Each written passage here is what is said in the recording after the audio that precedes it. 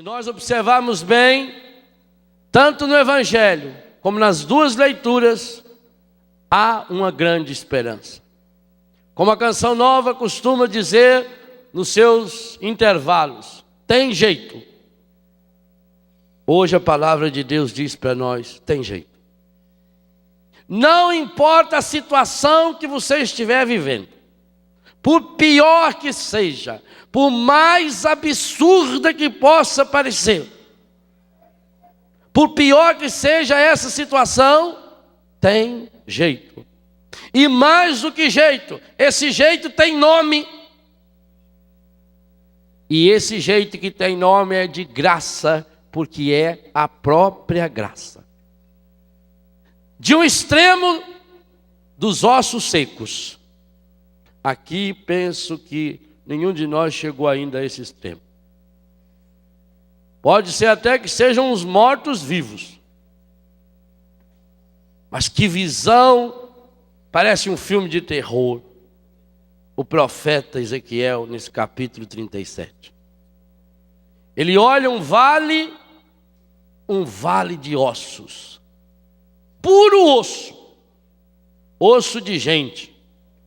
Ossos espalhados, jogados. E aí Deus pergunta para o profeta. Uma das coisas que me faz gostar tanto de Deus é o espírito esportivo de Deus. Deus vive dando risada. Deus olha para o profeta e fala, tem jeito? Solta uma cachorrada aí, Senhor, não sobra nada. A palavra quando fala, estou no osso, já sabe, estou acabado. Ali era um vale de osso. Era um cemitério abandonado, revirado. Profetiza sobre esses ossos, filho do homem. E o que me faz mais engraçado é o profeta profetizar. Vocês imaginam aquela cena, ele olhando para aquele tanto de osso e falando para os ossos. Vem Espírito Santo sobre esses ossos. E aí começa o filme de terror. Primeiro, eu chego a escutar o barulho do osso. Porque o profeta diz que primeiro os ossos foram se juntando. E ela estalando, porque um batia no outro, a perna estava lá, vinha correr para chegar nesse corpo aqui, o braço estava indo, era osso voando para um lado, osso do outro para o outro. E foi montando os esqueletinhos tudo no chão. Aquela fila de esqueleto. Agora manda vir carne. E aí começa a grudar carne. Imagina filmar isso. Passar na sessão da meia-noite.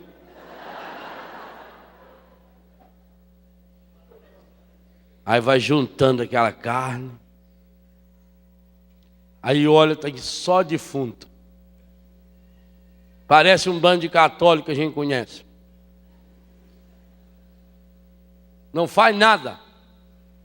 Serve para alguma coisa ainda? Profetiza sobre esses cadáveres. E o profeta profetiza. E vem o sopro de Deus. E eles começam a se levantar e formam um grande e maravilhoso exército. Essa é a esperança. Essa é a certeza. Meu irmão, minha irmã, pode ser que a sua família esteja no osso. Pode ser que a sua fé esteja no osso. Pode ser que a sua sexualidade, a sua moral esteja no osso. Pode ser que o seu corpo esteja no osso por uma doença. Seja o que for, tem jeito. E esse jeito tem nome. E o nome é Espírito Santo de Deus. Tem saída.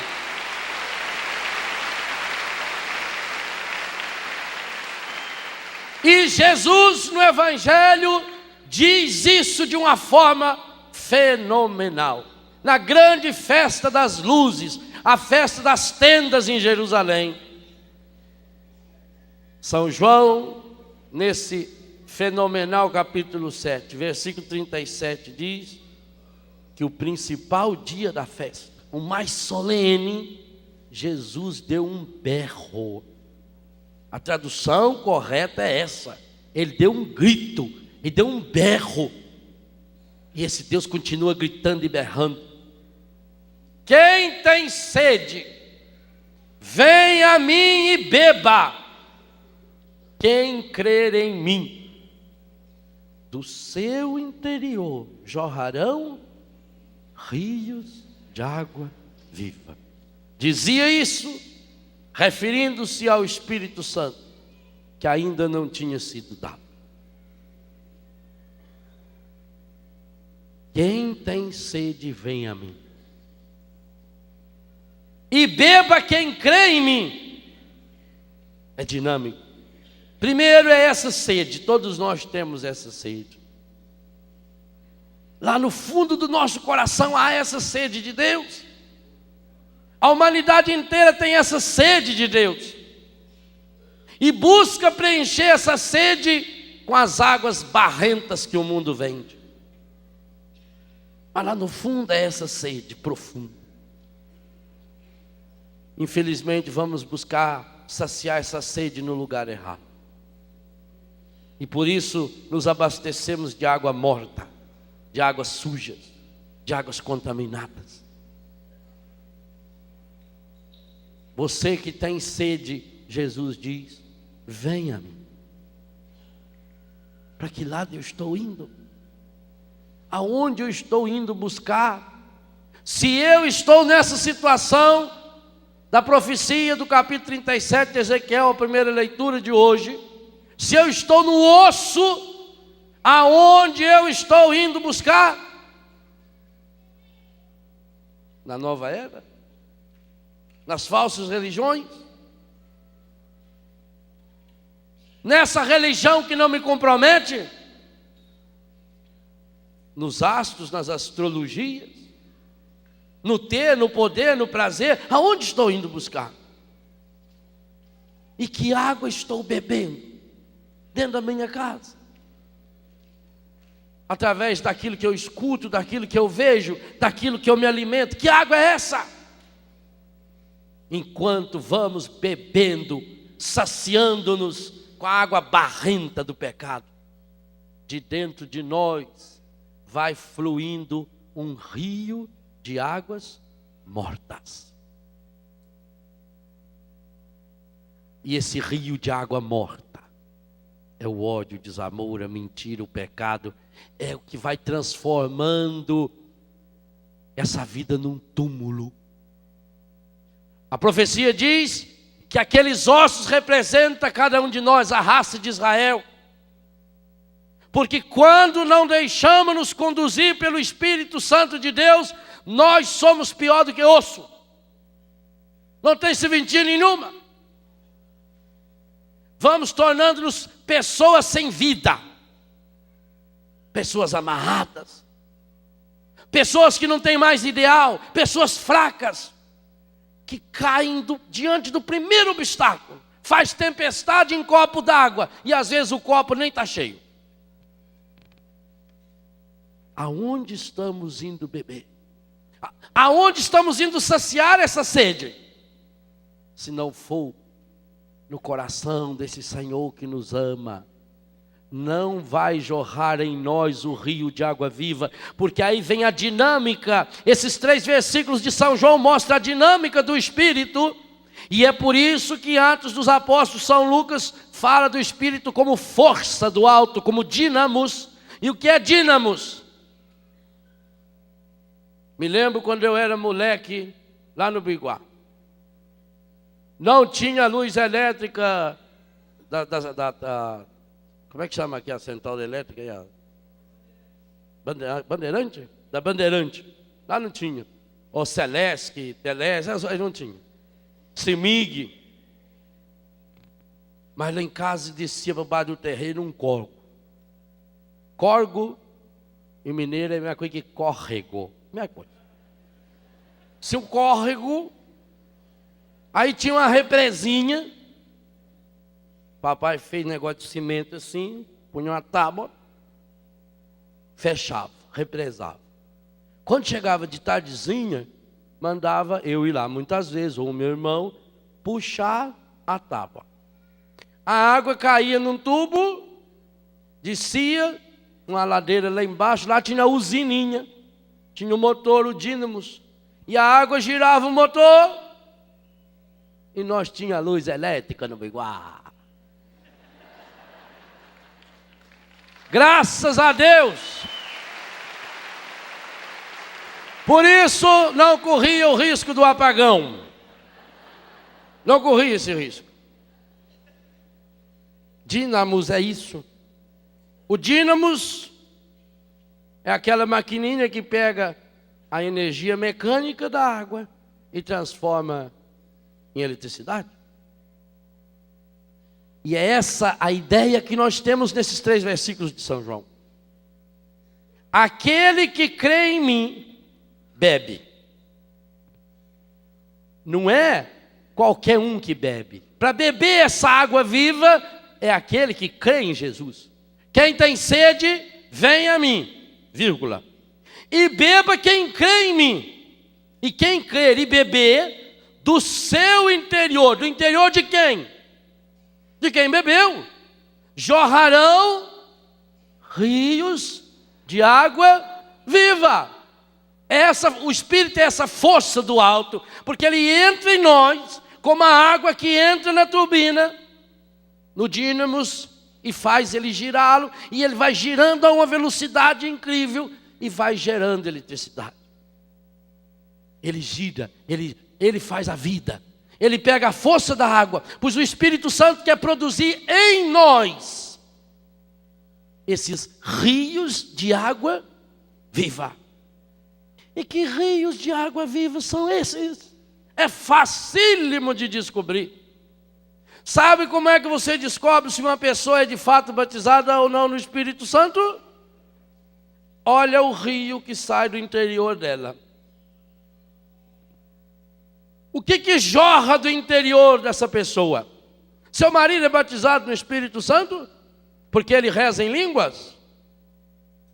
Isso aí basta rezar um pouco enrolado, que quem não sabe pensa que é línguas. Quando eu estive no Egito há poucos dias, eu achava que eles rezavam em língua o tempo todo.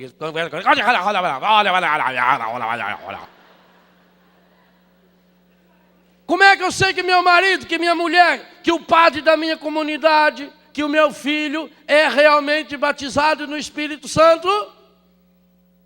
Se do interior dele jorra rios de água viva. E que rios são esses? São Paulo, em Gálatas 5, faz uma lista. Aquele que deixa-se conduzir pelo Espírito produz o fruto, no singular, do Espírito.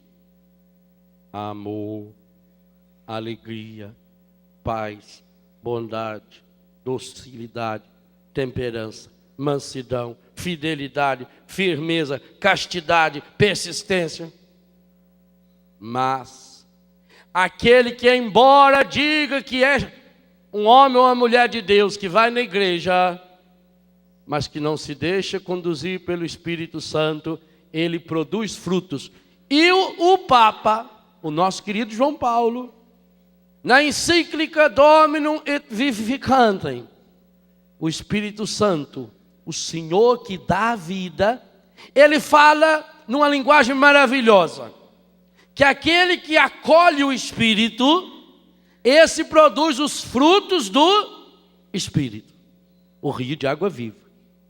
E que aquele que resiste ao Espírito, ele não usa a terminologia paulina de frutos da carne, para não dar confusão com pensar que carne tem a ver com um corpo só, que não é isso. Tanto que a segunda leitura, nós vamos comentar daqui a pouquinho, fala dessa carne. O Papa, para evitar essa confusão, fala dos frutos do acolhimento do Espírito e dos frutos da resistência ao Espírito.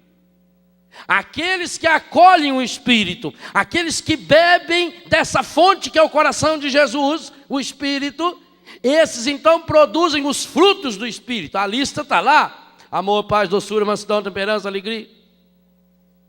E aqueles que não bebem dessa fonte, eles produzem, na linguagem do Papa, os frutos da resistência ao Espírito. E os frutos da resistência ao Espírito é uma lista medonha: desamor, mentira, ódio, impureza, fofoca, calúnia. E hoje ele faria uma lista aumentar ainda.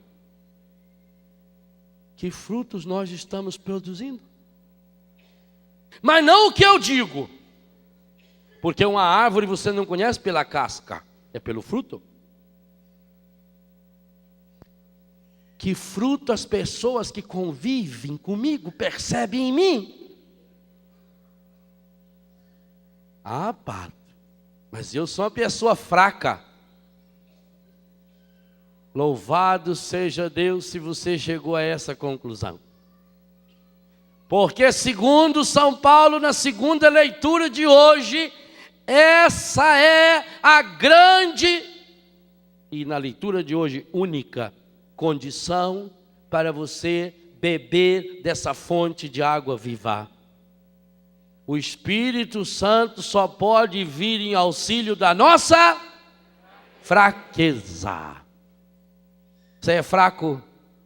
Então você pode ser cheio do Espírito Santo. Romanos 8, 22 a 27, a segunda leitura. A natureza geme como a mulher nas dores do parto. A natureza está gemendo as dores do parto, o novo nascimento que Jesus fala através de São João capítulo 3. Esperando a redenção. A natureza está contaminada pela falta do Espírito Santo em nós.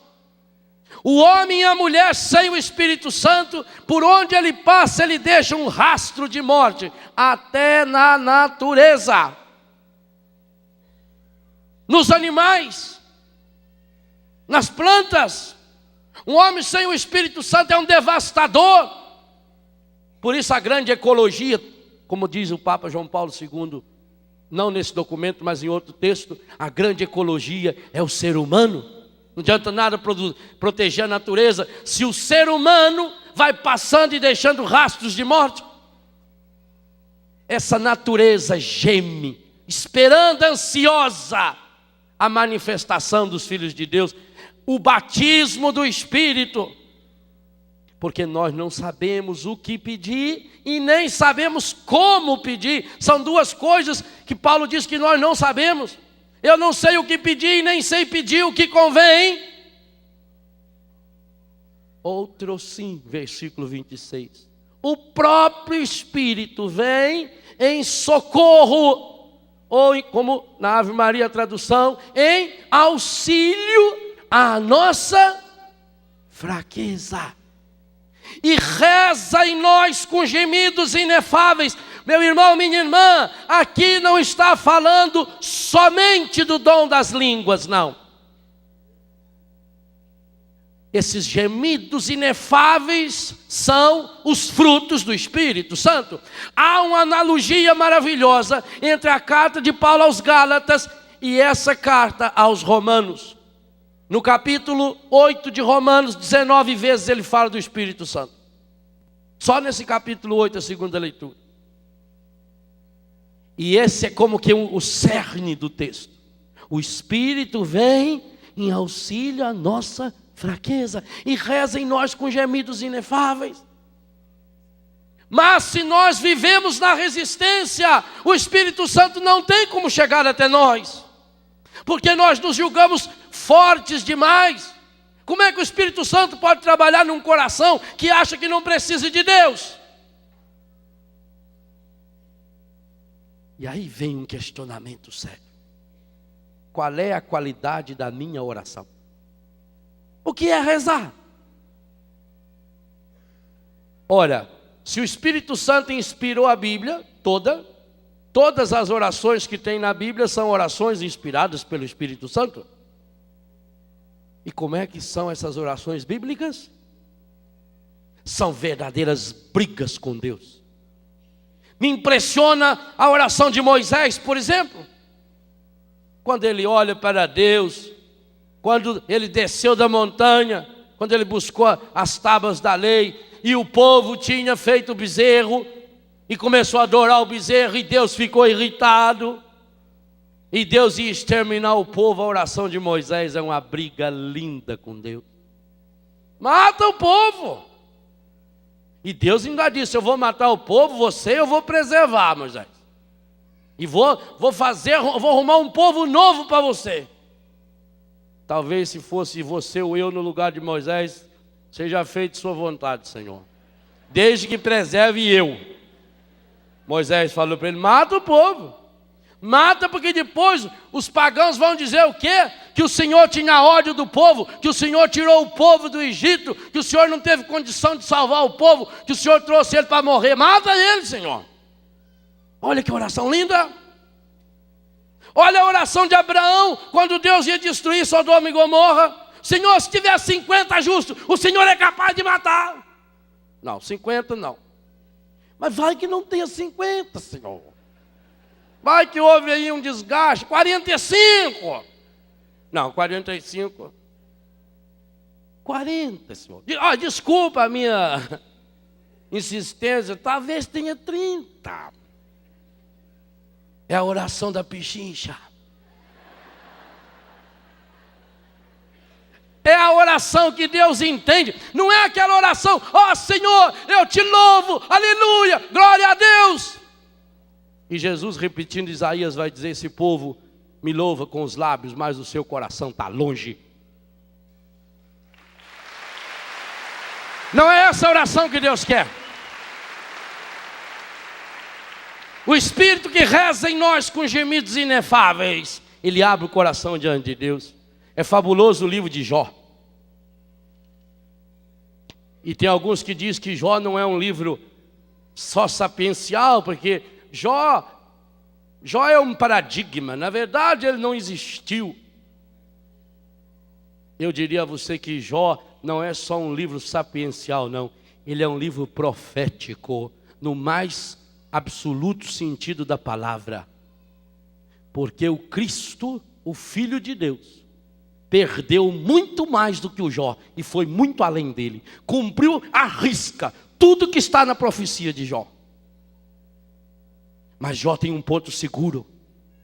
Quando vem o sofrimento, a dificuldade, ele fala quase que como sem fôlego: nu saí do ventre de minha mãe, nu voltarei. O Senhor Deus, o Senhor tirou, louvado seja o Senhor.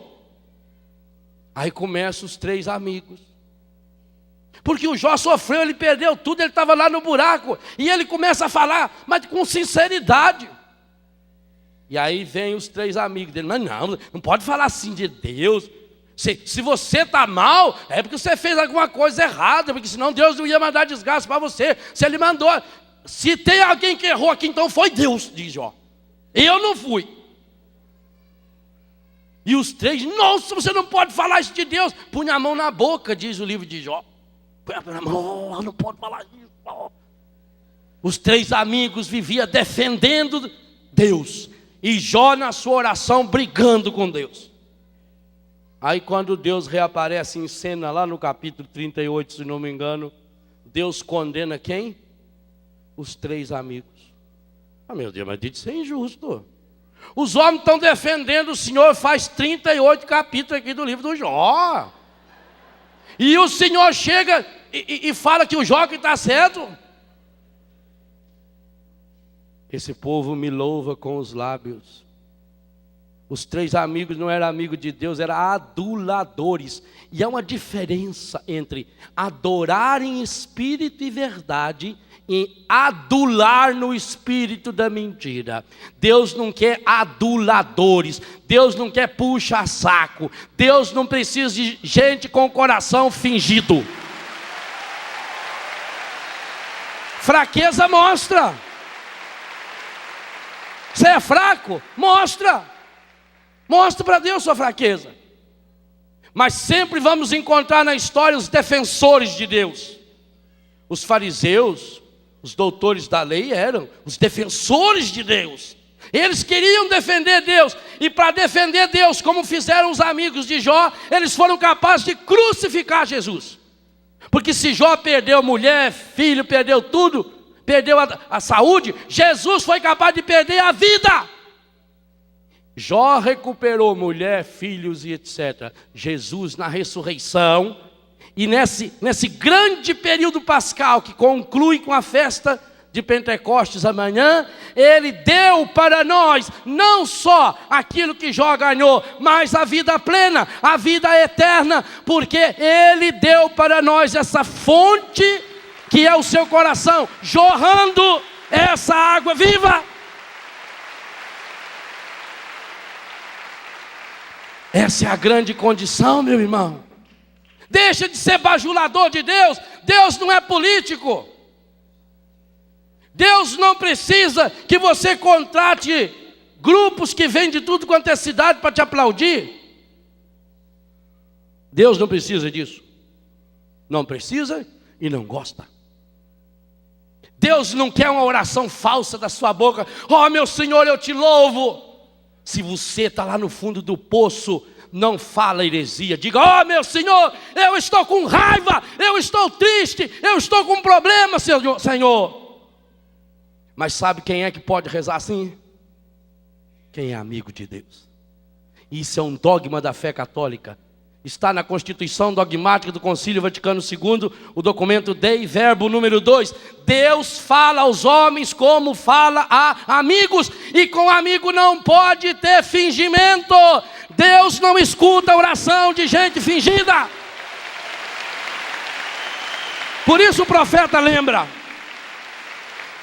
eu estou horrorizado, me enoja, diz Deus, de ouvir essas músicas que vocês cantam, esses hinos. Isso aí não chega ao meu ouvido, porque o coração de vocês é um coração que está longe. Às vezes eu pergunto: será que Deus não falaria isso para mim também? Com os meus louvores. Tem gente que louva a Deus, mas louva a Deus assim: ó Senhor, eu te louvo e te bendigo por ter feito uma pessoa tão maravilhosa como sou eu. Como o Senhor deve ser feliz de ter eu como filho. Como o Senhor deve ser feliz. Como o Senhor deve ser realizado de ter sido o meu Criador. Tem alguns que rezam assim. Como se fosse a maior honra da vida de Deus ter você. A pessoa se acha o máximo. Sem mim, Senhor, o que tu farias? É a oração dos aduladores, dos bajuladores. Mas não é a oração do Espírito. A oração do Espírito é rasgar o coração diante de Deus. O Espírito Santo vem em auxílio à nossa fraqueza. Lá em Betânia eu estava contando ao Padre Jonas. Agora começou com uma brincadeira, mas algo que está sendo muito bonito. Uma pergunta que os meninos, um faz para o outro. Um dia veio até mim uma senhora: ai, pá, eu já fiz tudo pelo meu filho, pá. Eu estou desesperada, pá. Não tem mais o que eu fazer. Eu estou desacursado, pá. Eu estou entregando os pontos, pá. E eu já fiz tudo. Falei: filha, a senhora já fez tudo mesmo? Falou: já. Só podia levantar um pouco a saia para eu ver o seu joelho. Ela olhou em mim meio assim: por favor, não quero ver mais nada, não, só o joelho. Ela levantou um pouquinho, só não fez tudo ainda. Não estou vendo calo no joelho. Se não tem calo no joelho, então não chegou no fundo do poço ainda. Se não tem calo no joelho, não fez tudo ainda. Padre, eu já fiz tudo para salvar meu casamento. Deixa eu ver o joelho. Padre, eu já fiz tudo, mas eu não estou conseguindo manter firme o meu sacerdócio, padre. Está sendo difícil os meus votos. Deixa eu ver seu joelho, padre. Deixa eu ver seu joelho, irmã. Deixa eu ver seu joelho, pai. Você já fez tudo para salvar seu casamento, salvar seu filho, para salvar sua empresa. Deixa eu ver seu joelho. O Espírito Santo vem em auxílio à nossa fraqueza. Quando você está fraco, você não para em pé. O cristão nunca para em pé. O cristão só para de verdade quando ele está ajoelhado, porque aí ele tem o Espírito Santo, aí ele tem a força do alto. Mas é triste que tem católico que não se ajoelha mais nem na hora da consagração. E isso dói meu coração. Eu tenho dor no joelho. Olha, gente, eu vi uma cena. Tá certo que a intenção do bichinho era outra. Na Semana Santa, lá em Betânia, em nosso retiro, nós fazemos a via sacra no meio do mato, na trilha do terreno novo. Nossa via sacra demorou 4 horas. Uma maravilha. E aí a gente fez as estações, colocamos as cruzes, caminhávamos rezando e parava diante da estação. E cada grupo, tinha umas 300 pessoas fazendo conosco o retiro. Então cada grupo fazia a reflexão. E chegava um momento que a gente fazia a oração. Nós vos adoramos, Senhor, e vos bendizemos. E a gente se ajoelha. Eu tenho um cachorrinho, o Chuvisco. Chuvisco já está comigo há uns 7, 8 anos. É um cachorrinho da Dash, daquele da Cofap, coisa mais bonitinha. Agora ele está todo orgulhoso que a esposa dele ganhou 5 chuvisquinhos. E o chuvisco, onde a gente vai junto, né? A hora que eu me ajoelhava nas estações, ele ajoelhava com as 4 patinhas. Tá certo que como eu ajoelhava, ele achava que eu ia demorar e ele agachava. Mas que ele ajoelhava. Hoje tem católico que não se ajoelha mais. Dói o joelho. Dói. E você não quer sofrimento nenhum, né? Já fiz de tudo. Deixa eu ver seu joelho. E eu não estou falando em sentido figurativo, não. Você vai lá na roça, o homem que trabalha na enxada, olha a mão dele. Tem calo. A mulher que faz crochê, tem calo. Quem trabalha no computador, dá calo aqui, dá tendinite. Sujeito que fala muito tem calo nas cordas vocais, dá calo. Aonde você tem calo? O dia que você tiver calo no joelho, eu começo a acreditar que você pode falar de Deus. Fora isso, você está falando sobre qualquer assunto.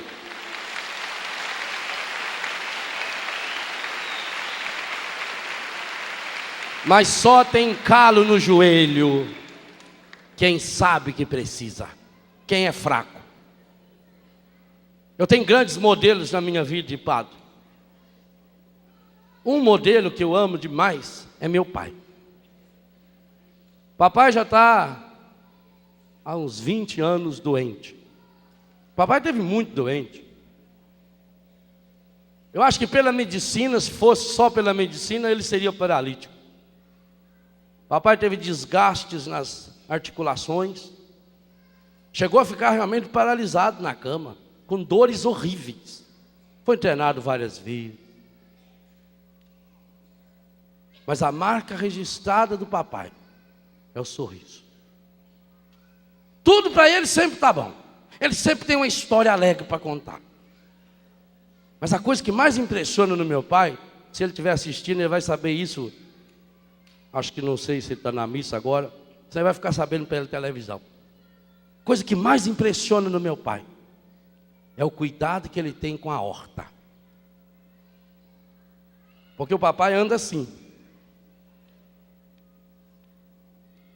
E ele tem a horta lá no fundo de casa. Ele faz o tempero que vai para nós filhos. Quando eu tinha casa onde eu morava com os meninos, eu levava o tempero que ele fazia. Mas o papai tem um problema nas articulações, ele não pode se abaixar.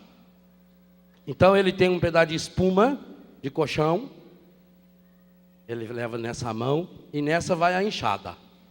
Então ele vai indo. Aí ele vai trabalhar aqui. Ele joga a espuma no chão, põe a enxada de pé, vai segurando no cabo E no cabo da enxada, ele se ajoelha na espuma, aí ele capina, aí ele planta, o que der. Fez aquela roda, ele traz a enxada aqui, segurando no cabo da enxada, meu pai vai se levantando, dor, aí custa ficar em pé, aí descansa um pouquinho, aí com a enxada ele põe a enxada por baixo da espuma e pega. Mas a horta dele é linda. Meu pai me ensina. Eu tenho evangelho vivo na minha casa. Eu tenho evangelho vivo na minha casa. Esse ano nós vamos celebrar os 50 anos de casado dele. Papai evangeliza. Ele tem calo na mão e no joelho. De rezar e de trabalhar. Aí eu entendo quando uma pessoa fala que acredita em Deus. Mas enquanto está nessa religião do vem a nós e não faz mais nada. Ah, porque eu sou fraco, eu tenho defeito. O mundo não gosta de gente fraca. O mundo não. Vestibular, entre os melhores alunos. No exército, exame de seleção, só os melhores. A fábrica pede o currículo vitae de todos os que querem trabalhar e só entra os melhores. E com isso a gente vai criando máscara porque a gente acha que a gente precisa ser melhor. Meu irmão, o único jeito de você ser melhor em Deus é arrancar a máscara, arrancar aquela roupa plástica e mostrar do jeito que você é, inclusive com as suas fraquezas. É a história dos dois vasos. Tinha um homem que ele vendia água, buscava água e levava água para o rei. Então ele tinha uma mula, uma cangalha, com jacá é aquele balaio grande, e dentro do jacá ele colocava, tinha dois vasos grandes. Então ele ia com a mangueira lá embaixo, descia lá e enchia os dois vasos. Pois ele ia com a mula pelo caminho, ia lá e vendia por litro a água. E assim todo dia ele fazia. Andava 3 ou 4 quilômetros. Mas ele não sabia que os vasos têm o dom de falar. E um daqueles vasos, ele era rachado até a metade. E aquele vaso tinha um complexo de inferioridade, porque o outro vaso todo dia fazia questão de dizer para ele: quantos litros você conseguiu levar? E enquanto aquele vaso que era inteiro levava 100 litros de água, cada litro R$1 que fosse, R$100. Aquele outro vaso que tinha uma rachadura do lado levava 60, 50 litros. E todo dia o dono do vaso enchia os dois. Os dois recebiam 100 litros. Um chegava lá com 100 litros. O outro tinha uma rachadura, chegava com 60, com 50. E a maior humilhação dele era essa. Aquele vaso foi ficando triste, e toda noite o vaso bonito. E hoje? Conseguiu segurar menos uns 60? Você já viu que você é um peso, rapaz? Você é rachado, vaso feio, vaso estragado. O patrão, o dono dos vasos, começou a perceber que o vaso estava triste, mas ele não sabia que o vaso falava. Um dia ele pôs a mão no vaso e pensou em voz alta, e o vaso escuta pensamento. Tem um anjo que cuida desses departamentos. Ele pensou: por que esse vaso está com essa cara triste? E o vaso aproveitou e falou: eu sou um vaso estragado, eu sou um vaso rachado. Eu não sei porque que o Senhor ainda está comigo até hoje. Toda noite eu tenho que escutar o outro colega lá, o vazão chique, o vazão carismático, aquele vazão que leva sempre 100. E eu fico pensando, por que o Senhor não me joga fora? O dono dos vasos disse: amanhã, quando nós formos buscar água, eu queria que você, ao invés de ficar com a cabeça baixa como você fica, olhando para si mesmo, que você desse uma olhadinha em volta na estrada. E aquele dia ele percebeu. A estrada, aquele caminho difícil, o lado dele era cheio de flores. O lado do outro era seco. E quando chegou lá em cima, que ele vendeu, o patrão vendeu a água e esvaziou, ele foi agradecer o patrão. Porque o patrão, percebendo que ele tinha essa rachadura e que ele vinha vazando água pelo caminho afora, aproveitou para ir semeando flores e plantas. E enquanto ele ia, levando o que ele conseguia, ia regando cada dia o seu caminho. E o lado do seu caminho era florido, o lado do outro era seco. Meu irmão, Deus não quer que você chegue lá no céu como um vaso cheio. O cristão nasceu para regar com a água viva do Espírito Santo o caminho seu e dos outros. E esse é o verdadeiro sentido da nossa vida. Talvez você seja um vaso estragado, rachado, quebrado. Deixa essa fonte de água viva encher você, porque rachado, quebrado, estragado, você será um vaso cheio desse amor de Deus. E dentro de você vai brotar um rio de água viva que você vai deixando pelo caminho. Que tristeza! Há muitos cristãos que receberam o dom do Espírito Santo. Todos recebemos. Mas alguns são os vasos tão fechados e se acham tão importantes que a água dentro dele acaba mofando, estragando. Tenta deixar o Espírito Santo agir em você com a sua fraqueza. Para descobrir essa grande força, não tem outro jeito.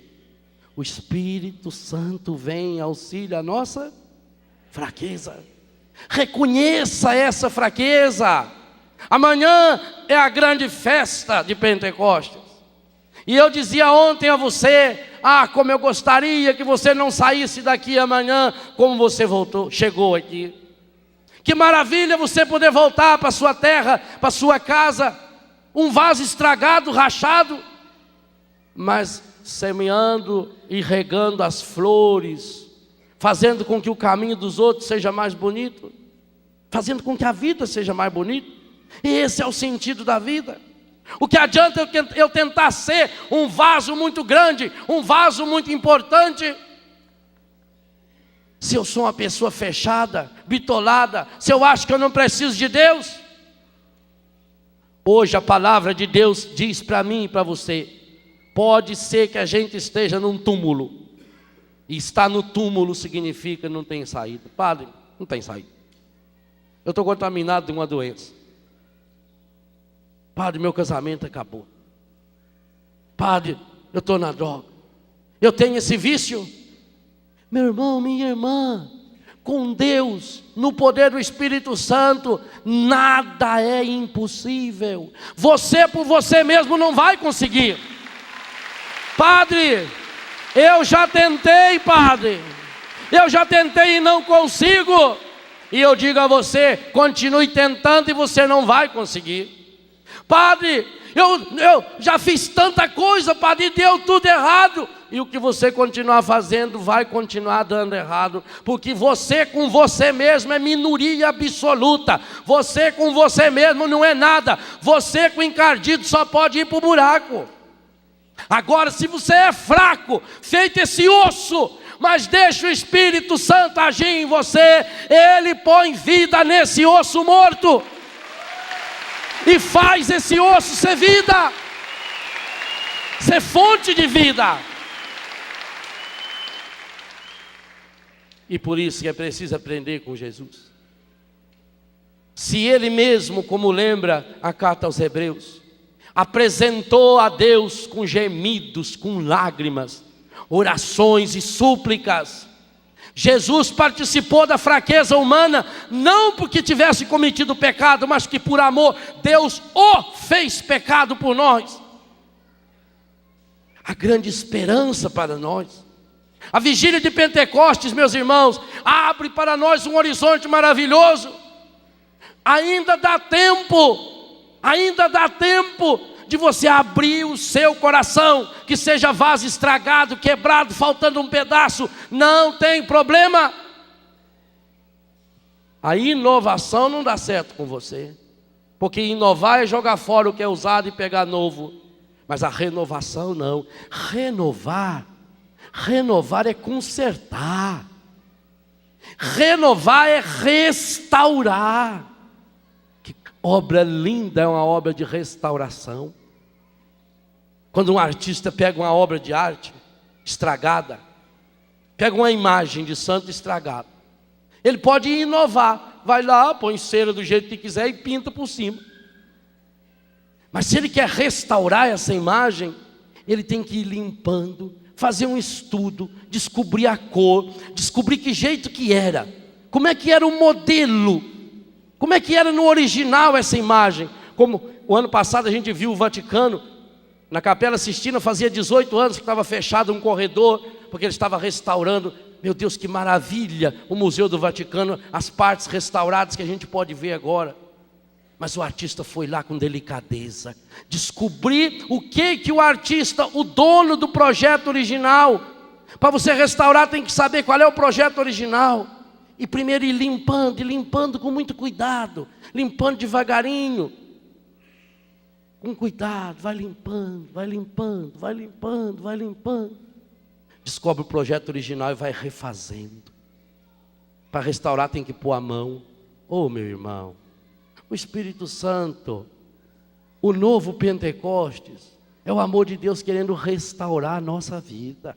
Restaurar a sua vida, restaurar a sua família, restaurar a sua sexualidade, restaurar a sua afetividade, restaurar a sua empresa, restaurar os seus relacionamentos, restaurar o seu grupo de oração, restaurar a sua vocação, restaurar a sua fé. Pode ser que tudo isso esteja quebrado, não interessa, pode ser que esteja quebrado. Se tiver quebrado, apresente-se quebrado diante de Deus, como esses ossos secos de Ezequiel 37. Senhor, eu sou esses ossos, eu estou como se fosse num túmulo, Senhor. Eu estou frio, eu estou ferido, Senhor. Eu estou machucado, meu coração está despedaçado. Por onde eu fui andando, eu fui deixando pedaços, Senhor. Eu estou no osso, Senhor, eu estou no fim, eu não aguento mais. Mas pelo amor de Deus, tira essa máscara. Não adianta nada a gente ficar com essa máscara que o encardido põe na gente, e que tudo está bem, que tudo está maravilhoso, se eu sei e o Espírito Santo sabe muito mais. E essa é a tristeza de Deus.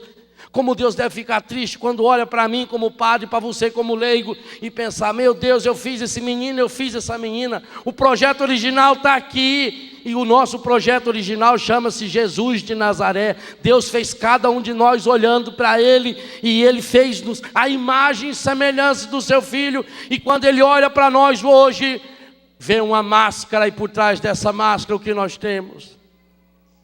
Pessoas despedaçadas, estragadas, cada vez mais semelhantes ao encardido, porque a gente vai ficando parecido com aquele que a gente obedece. Oh, meu irmão, minha irmã, Deus quer gravar, e Pentecostes é essa festa, quer gravar no profundo do nosso coração, no fundo do nosso coração, no mais profundo da nossa história. Deus quer gravar o seu amor. E se essa festa fala da esperança, vale a pena lembrar aquilo que São Paulo nos disse no capítulo 5 de Romanos, versículo 5. A esperança não decepciona, a esperança não engana, pois o amor de Deus foi derramado em nossos corações pelo Espírito Santo que nos foi dado, meu irmão. Pensa hoje nessa esperança da palavra. Jesus hoje olha para cada um de nós e grita: quem tem sede, venha a mim. Venha a mim. Venha Jesus. Abra o seu coração para Ele. Eu estou aqui, Senhor. despedaçado, estragado, ferido, machucado, prostituído, drogado, contaminado. Eu estou aqui, Senhor. Eu estou aqui nas trevas do pecado, eu estou aqui, Senhor. Até hoje, Senhor, até hoje eu fui tentando levar a vida com a barriga. Até hoje eu fui tentando, Senhor, ser uma pessoa forte, porque eu tinha que mostrar para os outros uma aparência, Senhor. Mas hoje eu não aguento mais, Senhor. Eu não aguento mais, Senhor. Eu não aguento mais. Senhor, acabou.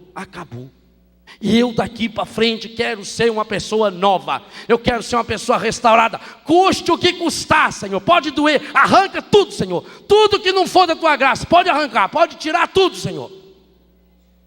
Mas me faz esse homem novo. Me faz essa mulher nova. Cumpra essa promessa. Meu irmão, você quer rezar no Espírito Santo? Então a grande oração que o Espírito Santo nos ensina é a oração da sinceridade. É você escancarar o coração diante de Deus e dizer: aqui, Senhor, ó eu aqui, Senhor, no fundo desse poço, Senhor, sujo, Senhor, ferido, machucado, mas me lava com essa água, Senhor. Senhor, eu estou sedento, eu estou seco, Senhor, é osso puro que está aqui dentro. O meu coração parece uma coisa de pedra que não ama, Senhor. Mas eu quero amar. Eu preciso amar, Senhor. Eu preciso ser essa pessoa nova, Senhor. Senhor, aconteça o que acontecer, eu vou ter calo no joelho. Porque essa é a saída, meu irmão. Você está doente? Reza. Você está nas drogas? Reza. Você está no pecado? Reza mais. Você já conseguiu vencer o pecado? Reza. Você já conseguiu dar um passo grande na sua vocação? Reza. Você já conseguiu muitas vitórias na sua vida? Reza. Sua família vai bem? Reza. Sua família vai mal? Reza. Sua empresa vai bem? Reza. Reza, reza, reza. Não tem outro jeito. É o único jeito de estar na mão de Deus.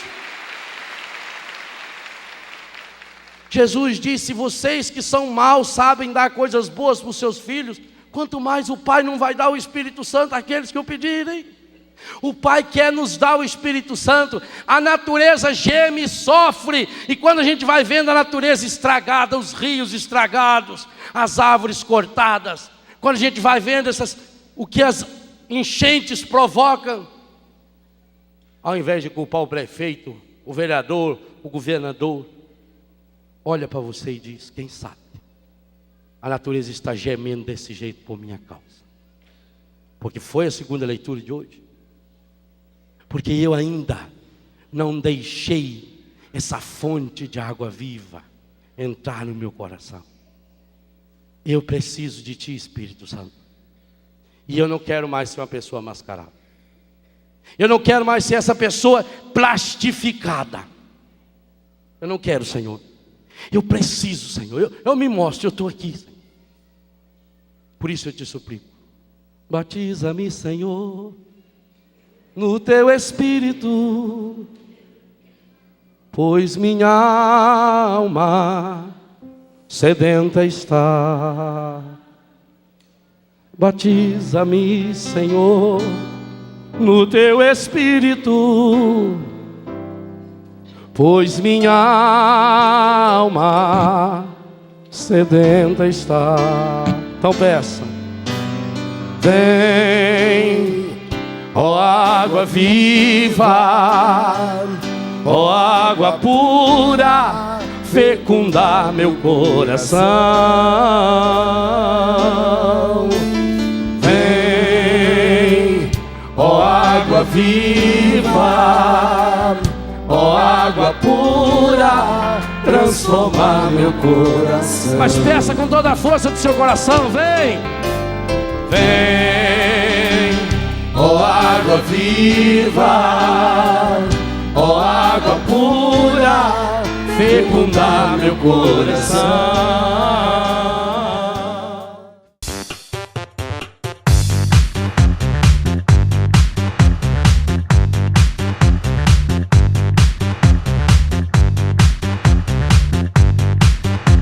CançãoNovaPlay.com. Assine já!